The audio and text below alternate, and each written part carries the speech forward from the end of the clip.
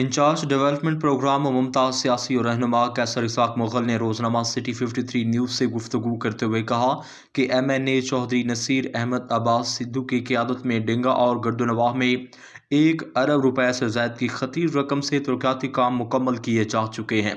जबकि मज़ीद मनसूबा तेज़ी से जारी है। उन्होंने बताया कि शहर के अंदरूनी इलाकों में जहाँ बिजली की नंगी तारें घरों के इंतहाई करीब से गुजर कर इंसानी जानों के लिए ख़तरा बनी हुई थी, वहाँ जदीद इंसुलेटेड HT तारें नस्ब कर दी गई हैं।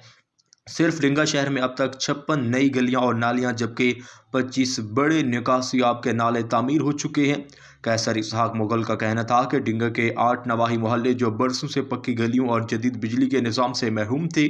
आज अल्लाह के फजल से कोई भी मोहल्ला ऐसा नहीं जहां बिजली के खंभे, तारें और ट्रांसफार्मर मौजूद ना हों। उन्होंने मज़ीद कहा कि हल्का NA 65 में 2.5 अरब रुपए से ज़ायद की बिजली अपग्रेडेशन जबकि 75 करोड़ रुपए से ज़ायद के फंड से गलियों और नालियों की तामीर मुकम्मल की जा चुकी है।